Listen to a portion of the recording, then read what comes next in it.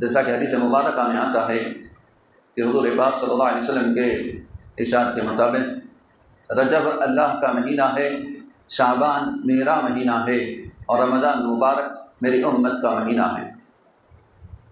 جیسا کہ ہم دیکھتے ہیں کہ دنیا کا جو نظام ہے، کوئی فصل اگاتا ہے تو سب سے پہلے زمین کو کھیتی باڑی کرنے کے لائق بناتا ہے، تو پہلے اسے کھودتا ہے، نرم کرتا ہے، اور پھر جب وہ نرم ہو جاتی ہے تو اس پر پانی کا چھڑکاؤ وغیرہ کرنے کے بعد بیج بویا جاتا ہے۔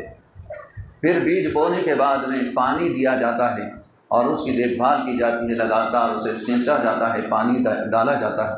جب آہستہ آہستہ وہ کھیتی جیسے مول کے پھٹتے ہیں، چھوٹے چھوٹے جھاڑ اگتے ہیں، اس کے بعد جو پھل ہونا ہے یا جو اناج آنا ہے، اگنا ہوتا ہے، وہ نکل آتا ہے، پھر وہ فصل کو کاٹ لیا جاتا ہے۔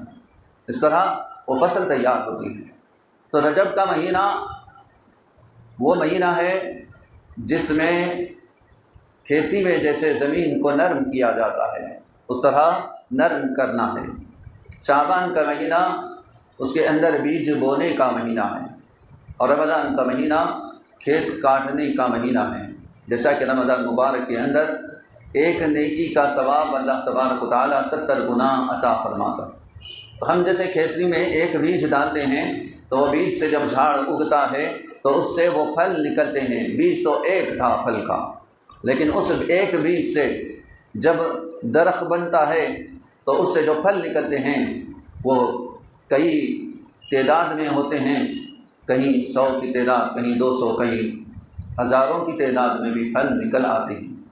تو ایسے ہی رجب کے مہینے میں ہم اپنے آپ کو تیار کریں، روزے رکھیں اور عبادت کر کے توبہ استغفار کریں، اور رمضان شعبان المعظم میں اس کے اندر کثرت کرتے ہوئے اور زیادتی کرتے ہوئے توبہ کریں، استغفار کریں، اللہ کے حضور اپنے آپ کو صاف ستھرا کر لیں۔ جب رمضان مبارک کا مہینہ آئے تو رمضان مبارک کے اندر ہم ایسے داخل ہوں کہ ہم پر کوئی گناہ نہ ہو، اور گناہ کی کوئی نحوست، کوئی گندگی ہمارے جسم میں نہ ہو، ہمارے باطن میں نہ ہو۔ ہم پاک صاف ظاہری اور باطنی طور پر پاک صاف ہو کر رمضان مبارک کے اندر جب داخل ہوں گے تو ہر نیکی کا اجر و ثواب اللہ تبارک و تعالیٰ ہمارے اخلاص کی وجہ سے، ہمارے پاکی اور صفائی کی وجہ سے، ہم نیکی کو اختیار کرنے کی وجہ سے، ہمارے مرتبے اور مقام کے لحاظ سے اللہ تعالیٰ ثواب میں اضافہ فرما دیتا ہے۔ یعنی اس مہینے میں توبہ کر لیں، اگر کسی کا دل دکھایا ہے تو اس سے معافی مانگ لیں۔ جب حق ادا کرنے کی بات آتی ہے تو سب سے پہلا حق اگر کسی کا ہوتا ہے تو وہ ماں باپ کا حق ہوگا۔ اپنے ماں باپ کو راضی کر لیں، اس لیے آج ضرورت ہے کہ اپنے ماں باپ کا دل نہ دکھائیں، ان کو تکلیف نہ پہنچائیں، ان سے معافی مانگ لیں۔ یہ مہینے میں خاص طور پر اس مہینے کو شہر التوبہ بھی کہا گیا، توبہ کا مہینہ۔ اس کے اندر بہت زیادہ توبہ قبول کی جاتی ہے۔ حضور پاک صلی اللہ علیہ وآلہ وسلم سے ایک صحابی عرض گزار ہوتے ہیں، یا رسول اللہ صلی اللہ علیہ وآلہ وسلم، آپ شعبان المعظم میں اتنی زیادہ کثرت سے عبادت اور روزے رکھتے ہیں جتنا کوئی دوسرے مہینے میں آپ نہیں رکھتے روزے۔ تو آپ صلی اللہ علیہ وآلہ وسلم نے ارشاد فرمایا، رجب رمضان کے بیچ میں ایک مہینہ ہے شعبان، جس سے لوگ غفلت کرتے ہیں، جبکہ اس مہینے میں بندوں کے اعمال اللہ کی بارگاہ میں پیش کیے جاتے ہیں، اور میں یہ چاہتا ہوں جب میرے اعمال اللہ کی بارگاہ میں پیش ہوں تو میں روزے کی حالت میں ہوں۔ اس وجہ سے میں شعبان المعظم میں کثرت سے روزے رکھتا ہوں۔ چنانچہ جیسا کہ سورہ دخان کی ابتدائی آیات میں بھی بتایا گیا، اِنَّا أَنزَلْنَاهُ فِي لَيْلَةٍ مُبَارَكَةٍ إِنَّا كُنَّا مُنذِرِينَ فِيهَا يُفْرَقُ كُلُّ أَمْرٍ حَكِيمٍ۔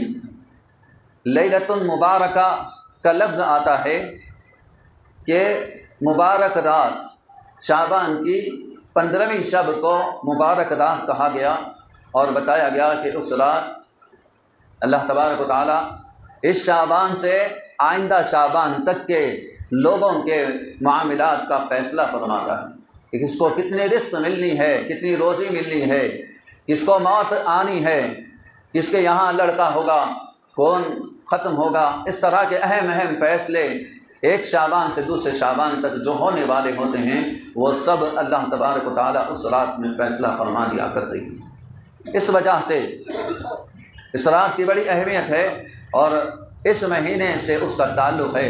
تو یہ مہینے میں رسول پاک صلی اللہ علیہ وسلم کثرت سے روزے رکھا کرتے، تو ہمیں چاہیے جب نبی پاک صلی اللہ علیہ وآلہ وسلم نے شعبان المعظم کو اپنا مہینہ قرار دیا تو اس کی نسبت کا لحاظ رکھتے ہوئے ہم اس مہینے میں کثرت سے روزے رکھیں۔ شعبان المعظم کا مہینہ شروع ہو چکا ہے، اس لیے اپنے آپ کو عبادت کے لیے، روزوں کے لیے تیار کر لیں اور کثرت سے اس کے اندر نوافل روزے رکھیں اور اللہ کو راضی کرنے کی کوشش کریں، توبہ استغفار کریں۔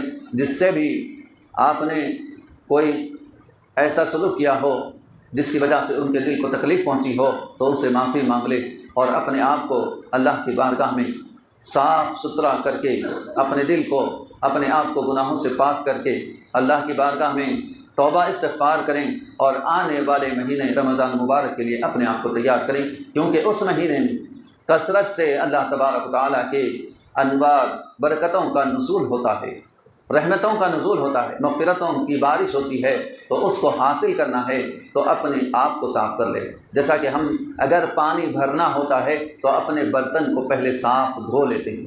اگر پانی تو صاف ہے لیکن برتن گندا ہو، اس میں صاف پانی بھر لیا جائے تو پھر وہ پانی استعمال کے لائق نہیں رہتا۔ تو اپنے بدن کو، اپنے دل کو پاک و صاف کر لیں گناہوں سے، کیونکہ جو رحمتوں کی بارش ہونے والی ہے اس کا حصہ ہمیں حاصل ہو سکے۔ آخر میں اللہ تبارک و تعالیٰ سے دعا ہے، اللہ تبارک و تعالیٰ ہم سب کو شعبان المعظم میں عبادت کرنے، توبہ استغفار کرنے اور روزے رکھنے کی توفیق عطا فرما۔ ہماری دعاؤں کو، ہماری عبادتوں کو، ہماری توباؤں کو نبی پاک صلی اللہ علیہ وسلم کے صدقے و توفیق میں قبول فرما۔ ہم جب تک زندہ اسلام پر زندہ رکھ، مدد کلمہ نصیب فرما۔ وصلی اللہ تعالی علی خیر خلقہ سیدنا محمد وعلی آلہ وصحبہ اجمعین۔ الحمد للہ۔